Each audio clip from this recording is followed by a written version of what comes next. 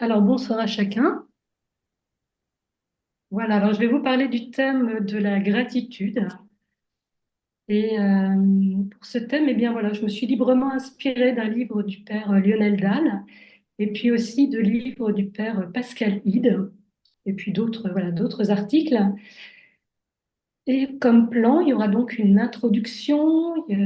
En grand 1, ça sera qu'est-ce que la gratitude pour un chrétien? Et puis en grand 2, comment la mettre en place dans notre quotidien? Voilà, alors en introduction, je vais commencer par une définition. Alors la gratitude, elle tient son origine du mot latin gratitudo, qui signifie reconnaissance. Donc la gratitude, c'est la prise de conscience d'un bienfait reçu qui nous touche et pour lequel nous sommes portés à remercier son auteur. Donc en fait, il y a 3 temps dans la gratitude. On le reverra plus tard, mais c'est la prise de conscience, on est touché et on remercie. En regardant sur les moteurs de recherche, en faisant des recherches là, pour cet enseignement, en fait, c'est un sujet qui est beaucoup abordé sur les sites internet, dans le monde de l'édition. C'est vraiment, ça foisonne d'articles sur la gratitude. Voilà, j'étais moi-même assez étonnée. En fait, depuis une vingtaine d'années, la gratitude, elle a été remise à la mode par les neurosciences et la psychologie positive. Il y a beaucoup d'études qui ont été réalisées et qui montrent tous les bénéfices à en attendre.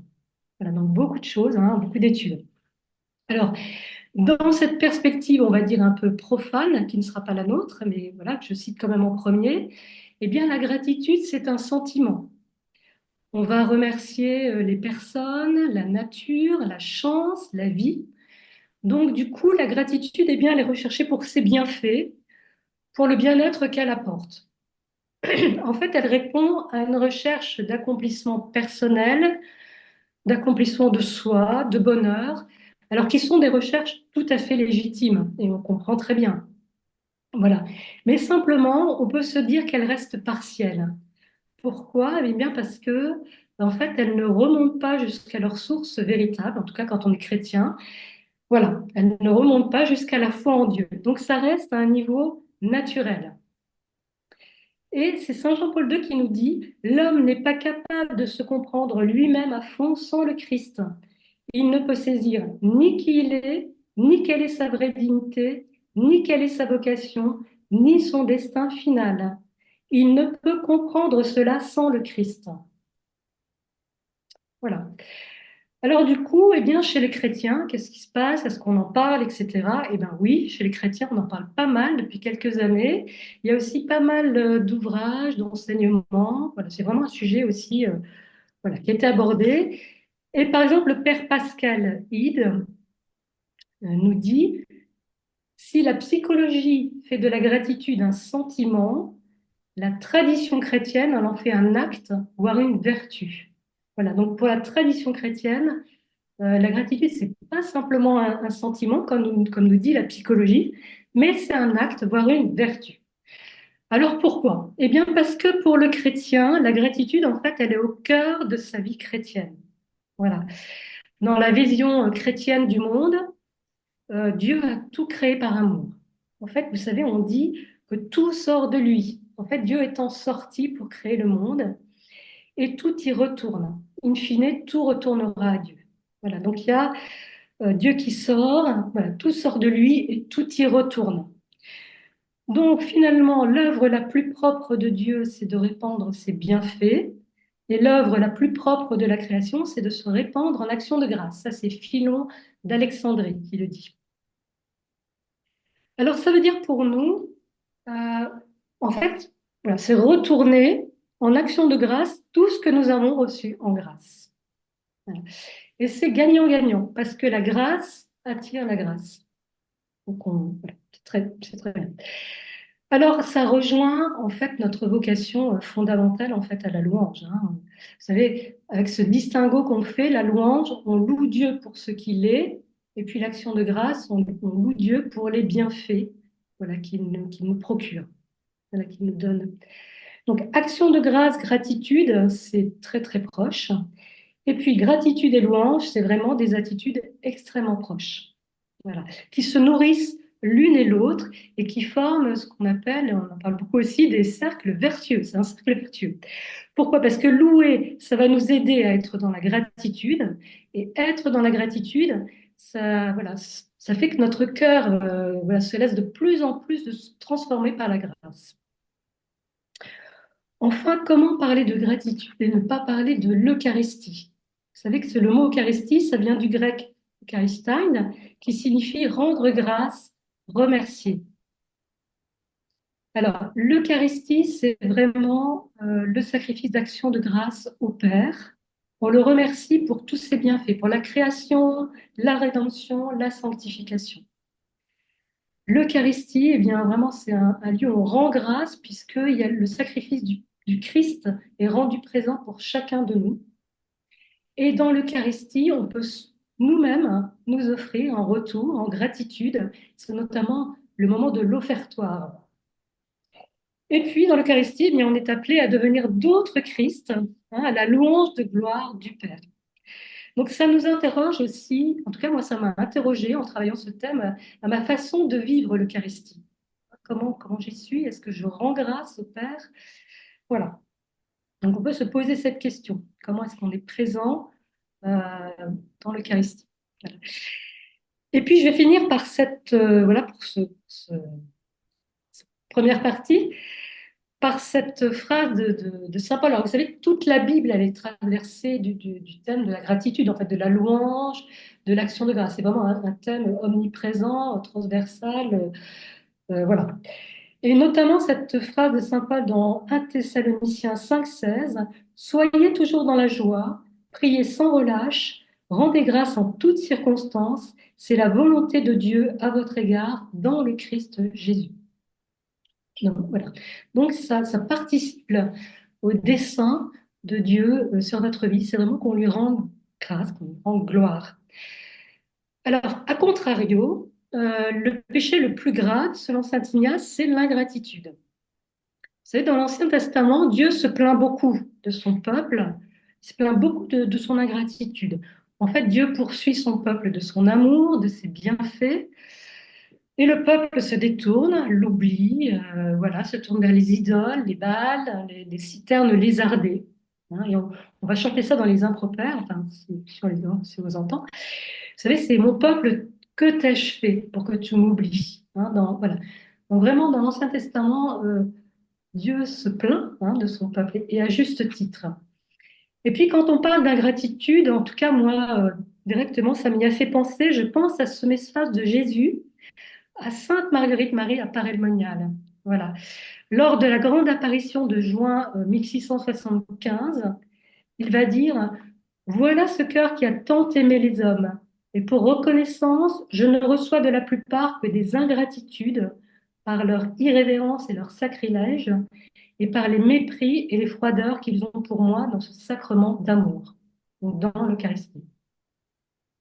Et puis, dès la deuxième grande apparition, Jésus dira: que des ingratitudes et indifférences, des froideurs et du rebut pour tous mes empressements à leur faire du bien, ce qui m'est beaucoup plus sensible que tout ce que j'ai souffert en ma passion. Voilà. Donc on peut se dire que l'ingratitude blesse profondément le cœur de Dieu. L'ingratitude blesse le cœur de Dieu et qu'à contrario, eh bien la gratitude, notre gratitude répare le cœur de Dieu. Hein, si on peut dire ça, le console, voilà, le répare. Voilà pour ce grand 1. Alors maintenant, on va voir comment installer cette vertu de gratitude dans notre vie. Comment progresser aussi. Alors d'abord, se dire qu'on n'a pas tous le même donné de départ. Ça, c'est étonnant, mais c'est vrai qu'il y a des gens qui sont plus dans la gratitude que d'autres, plus dans la louange que d'autres, plus optimistes, on pourrait dire, que d'autres. Voilà. Et puis d'autres qui sont franchement beaucoup moins dans la louange, plus pessimistes. Alors j'ai trouvé cette citation du chat de Gellux. Les gens sont bêtes, les gens sont nuls, les gens sont méchants. Et quelqu'un lui dit, vous savez, les gens ils disent peut-être la même chose de vous. Et le chat répond, ah, et en plus, les gens sont médisants. Voilà. Alors on n'en est certainement pas là, enfin, je l'espère, mais en tout cas, on a tous besoin de grandir dans la gratitude. Et moi, en préparant ce texte, ça m'a vraiment aidé hein, pour voilà, grandir dans la gratitude. Alors, je vais développer voilà, cette installation de la gratitude en 4 points. D'abord, vous dire qu'on parle de la puissance transformante de la gratitude. Donc, c'est pas rien, hein, c'est puissant et c'est transformant. Ça veut dire qu'on peut s'attendre, en installant la gratitude, à vraiment voir des choses qui vont évoluer, avoir une transformation dans notre vie. Voilà, c'est pour vous encourager. Alors, le père Lionel Dahl dit la gratitude, elle est installée comme une vertu. Donc, la vertu, c'est notre agir qui métamorphose notre être. La vertu, c'est la disposition intérieure acquise par répétition à faire le bien, c'est l'inverse du vice, à faire le bien facilement, fermement et avec joie. Donc, à installer comme une vertu. Alors, on peut se dire, et je vous le dis, il y a beaucoup de bienfaits, hein, c'est ce qu'a bien vu la psychologie positive, ils ont bien raison. Il y a beaucoup de bienfaits constatés. D'abord sur le cœur, sur le corps, pardon, donc sur le sommeil, sur le cœur, le vieillissement, ça augmenterait la durée de la vie. Bon. Il y a des bienfaits sur le psychisme et l'esprit, ça génère des sentiments agréables, de la joie, de l'amour, ça diminue la sensation de vide intérieur et les achats compulsifs. C'est intéressant. Il y a bien sûr des bienfaits sur la relation aux autres. Ça crée un climat de joie, de paix, ça nourrit une bonne ambiance, ça nourrit les liens. En fait, ça favorise l'altruisme et la bienveillance. Et puis, des bienfaits sur la relation à Dieu, ça nous détache du matérialisme, hein, comme la louange. Enfin, donc, ça nous recentre sur Dieu, comme la louange, et ça nourrit fortement notre relation à Dieu. Ça nourrit mais vraiment fortement notre relation à Dieu, on le reverra. Alors, un petit préalable avant de voir vraiment qu'est-ce que c'est qu'être dans la gratitude, comment la mettre en place. Le premier préalable, c'est s'autoriser à être dans la gratitude. Parce qu'on peut se dire, ah, mais moi j'ai un passé, un tel passé, ou bien encore dans mon présent, tout n'est pas nickel. Et du coup, je ne vois pas comment je pourrais m'autoriser à être dans la gratitude. Eh bien, si. Voilà, il faut sortir de l'autocondamnation et puis se dire, eh bien, voilà, faire des pas de gratitude. Et peut-être ce moment de carême, c'est le moment justement de déposer, d'abord de faire des actes bien sûr de conversion, et puis de déposer au pied de la croix eh bien, tous nos jugements de condamnation sur nous-mêmes. Hein, toutes les fois où voilà, on se condamne. Voilà, ceci étant dit, on peut maintenant expérimenter les 3 moments de la gratitude. Alors, il n'y en a pas un, il n'y en a pas deux, mais il y en a 3. Voilà. C'est un mouvement en 3 temps et le père Liollendal parle des 3 R. Ça s'expérimente soit en temps réel, c'est-à-dire vous le vivez, ça c'est l'idéal et c'est ce qu'il faut vraiment apprendre à faire, à vivre en temps réel. Et puis ça s'expérimente a priori, c'est-à-dire qu'on reprend les choses, on les reprend, on les revit. Voilà. Alors le premier R, ça va être reconnaître les dons qui nous sont faits, les bienfaits. Donc, c'est prendre conscience dans ma vie des bienfaits que je reçois. Ça peut être une aide, quelqu'un qui va, voilà, une belle rencontre. J'ai rencontré quelqu'un, ça m'a vraiment fait du bien. Un événement qui s'est bien passé, tout simplement un moment de paix. Hein, bah, aujourd'hui, j'ai vraiment vécu un moment de paix alors que les autres jours, c'était vraiment très difficile. Bon, j'ai goûté un peu de paix. Voilà, ça, c'est un bienfait. Alors, qu'est-ce que je fais? Ben, je m'en souviens, je le reprends et je m'immerge à nouveau dedans. Hein, c'est-à-dire, je revois les lieux, les personnes, les circonstances, je cherche peut-être les sons, les couleurs, les impressions. Hein, c'est-à-dire l'ambiance, quoi. Ça fait appel à notre intelligence, à nos 5 sens. Voilà, vraiment, je vais reprendre la situation, je la revis un peu comme un film. Voilà. Ça, c'est reconnaître les dons et les bienfaits. Le deuxième R, c'est ressentir. C'est-à-dire, qu'est-ce que j'ai éprouvé dans cette situation quand je parlais avec cette personne, ou quand j'étais en famille, ou quand j'étais dans la nature, qu'est-ce que j'ai ressenti? Qu'est-ce que ça m'a fait? Euh, Mes sentiments, mes émotions, voilà, est-ce que j'ai éprouvé de l'émerveillement, de la reconnaissance, du bien-être? En fait, c'est goûter. ce qui m'est donné. Et ça fait appel à notre affectivité, à notre sensibilité. Donc reconnaître, ressentir. Et le troisième, c'est remercier. Donc on va remercier pour le bienfait. On va rendre grâce d'avoir pu vivre ce moment, remercier les personnes. Parfois, on peut le faire tout de suite, hein, quand on est dans la situation, ou après, on va les bénir. Voilà, merci, il y avait le thème de la bénédiction, ben voilà, vraiment bénir les personnes. Ce sera peut-être aussi l'occasion de refaire les mêmes choses pour d'autres. Voilà. Et puis surtout, ça va être prendre l'habitude de tout faire remonter à Dieu dans l'action de grâce. Et ça va être vraiment quelque chose à mettre en place tout de suite. Je remercie Dieu. Dieu a permis hein, ce moment dans ma vie et je le remercie. Voilà, je lui rends grâce. Je le loue. Voilà. Et ça, si on le fait quotidiennement, eh bien, ça va vraiment, ça va comme augmenter notre relation avec Dieu. Voilà, ça va la valoriser, ça va l'entretenir. Donc voilà, trois R. Reconnaître, ressentir, remercier. Alors, je vais vous proposer tout de suite un petit exercice. En fait, on va le vivre ensemble. Hein, on va l'expérimenter. Voilà, pour que vous voyez un petit peu qu'est-ce que c'est. Et peut-être que pour certains, si vous voulez, vous pourrez le mettre en place après. Alors, je vous invite, eh bien, tout simplement, peut-être à bien vous asseoir. Voilà, pour certains, ça sera peut-être fermer les yeux, si ça vous aide. Et puis voilà, je vais vous inviter à reconnaître, à vous rappeler de quelque chose de beau, de bon, qui vous a fait plaisir, que vous avez vécu, soit dans cette journée, soit vraiment un événement très récent. Voilà, voilà. Essayez de vous souvenir d'un événement. Laissez ce moment apparaître, hein, les lieux, les personnes, les circonstances, peut-être le paysage. Voilà, laissez-le revenir. Vous, avec votre intelligence, avec vos sens, voilà, vous vous réémergez en fait dans le lieu où vous étiez. Et puis ensuite, eh bien, dites-vous comment vous vous sentiez à ce moment-là. Est-ce que vous éprouviez de la joie, de la paix, de l'émerveillement, de la fierté, un sentiment de plénitude? Vraiment, vous étiez bien. Voilà, essayez de revivre cela comme de le regoûter, de le reprendre.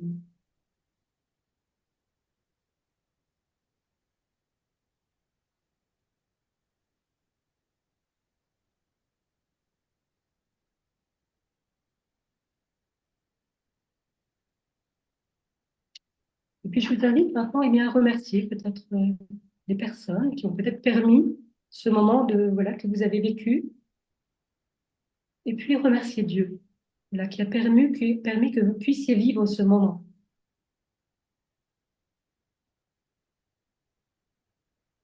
Voilà, faites remonter à Dieu voilà, votre action de grâce, votre gratitude.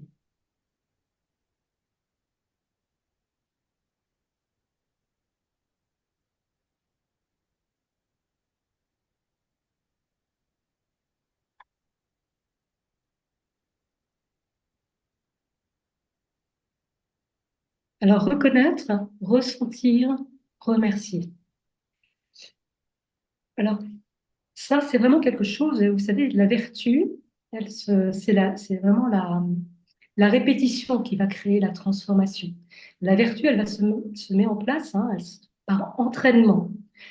Alors, peut-être quelques idées aussi pour mettre en place la gratitude dans nos vies. C'est peut-être avoir un carnet de gratitude et peut-être noter quotidiennement, eh bien, par exemple, trois belles choses de notre journée. Ça peut être plus, mais déjà trois, c'est bien. Voilà. Peut-être les noter. En tout cas, se dire, eh bien voilà, j'aurais peut-être trois choses à noter dans ma journée. On peut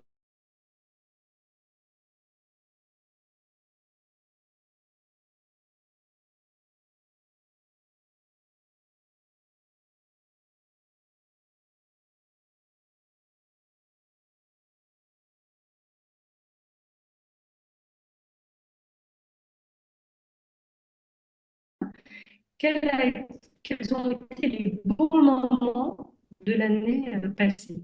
Voilà. Ça peut être quels ont été les bons moments, que j'ai passé les beaux moments, hein, puis remercier Dieu. Ça peut être aussi les 15 moments exceptionnels de notre vie. C'est intéressant de le faire, hein, peut-être aussi en temps de retraite ou un moment où on se pose. C'est intéressant de se dire, mais quels sont vraiment les moments, très beaux moments que j'ai vécus, et on en a. Hein, alors j'ai mis 15, mais ça peut être beaucoup plus. Donc en tout cas, ça sera installer des pauses gratitude dans notre journée. Donc le matin, commencer par la gratitude, hein. Seigneur, garde-moi unie à toi et dans la gratitude. Ça va être pour cultiver, hein, cette vertu de la gratitude pour que ça devienne comme une seconde nature. Ça voudra dire aussi, ça veut dire qu'on va se focaliser sur la lumière et non pas sur les ténèbres. Hein, ça va faire vraiment, ça va changer dans notre vie. On va passer, c'est aussi, on dit, c'est changer de lunettes. Donc, on va mettre les lunettes, hein, les lunettes de la gratitude pour regarder notre vie. C'est être dans le réel, dans le présent. Vous savez, la grâce de Dieu, hein, qui est toujours première dans notre vie, en fait, elle ne se donne que dans le présent. Si je ne suis pas dans le présent, ben malheureusement, je loupe quelque chose de ma rencontre avec Dieu. On dit qu'il n'y a pas de grâce pour l'imaginaire. Ça va nous demander aussi de prendre le temps de ralentir et de s'arrêter. Il va falloir s'arrêter. Si on veut voir les choses, il va falloir prendre du temps pour exercer nos cinq sens. Par exemple, je fais un trajet quotidiennement, je ne le regarde même plus. Et bien, peut-être on peut se dire, bah, tiens, demain matin, ce trajet-là que je fais depuis je ne sais pas combien d'années, je vais prendre le temps de regarder, hein, de voir, d'entendre, sentir, voilà, pour mettre en place, hein, voilà, cet habitus, on va dire. Alors pour ça, ça voudra dire aussi combattre trois ennemis de la gratitude qui sont les regrets. On est toujours en train de regretter quelque chose, l'impatience, on a toujours envie que ça soit déjà demain pour un autre truc à vivre, et puis les peurs. Voilà, on est dans la peur. Alors là, c'est Matthieu 6, 31, 34 qui nous dit, ne vous faites pas tant de soucis pour demain. Demain aura souci de lui-même. À chaque jour suffit sa peine. Voilà. Donc, on va installer, voilà, cette vertu de gratitude dans notre vie. Alors, il y a un autre point, ça c'est le C, mais bon, le troisième point, c'est grandir dans la gratitude pour ce que je suis. Alors là, on pourrait tous s'interroger. Je crois qu'il y a très peu de gens qui rendent grâce pour la merveille qu'ils sont. Voilà, c'est pas, ça fait pas partie de nos habitudes. Et puis voilà, c'est quelque chose qui, je pense, nous est difficile. Ça, c'est un peu commun à l'ensemble des mortels.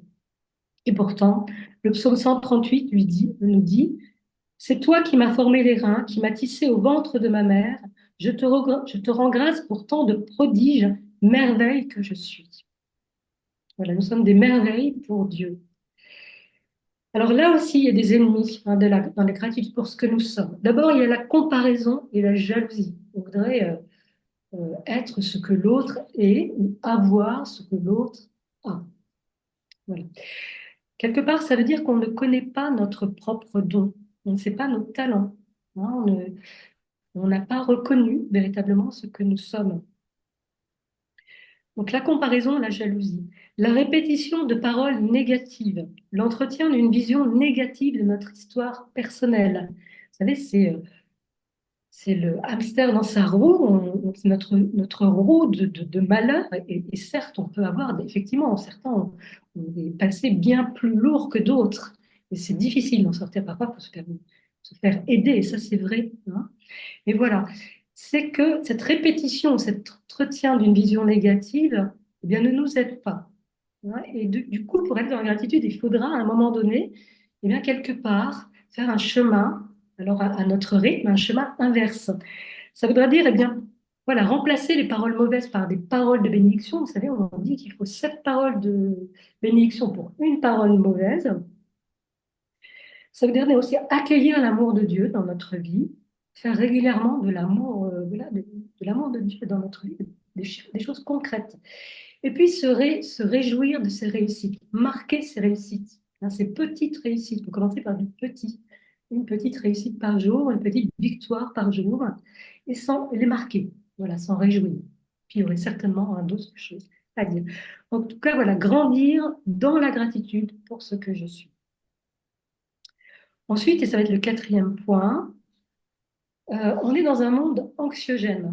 Vous savez, actuellement, l'actualité ne nous porte pas à la louange.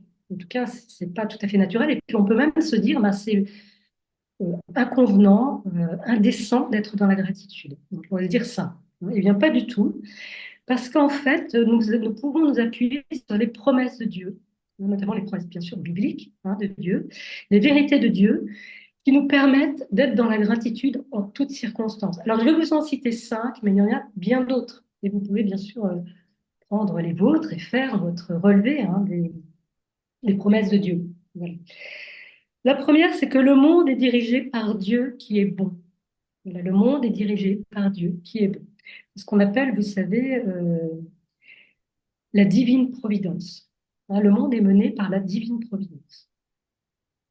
La victoire de l'amour, elle est certaine, même si elle n'est pas visible. C'est vrai qu'on ne voit pas grand-chose.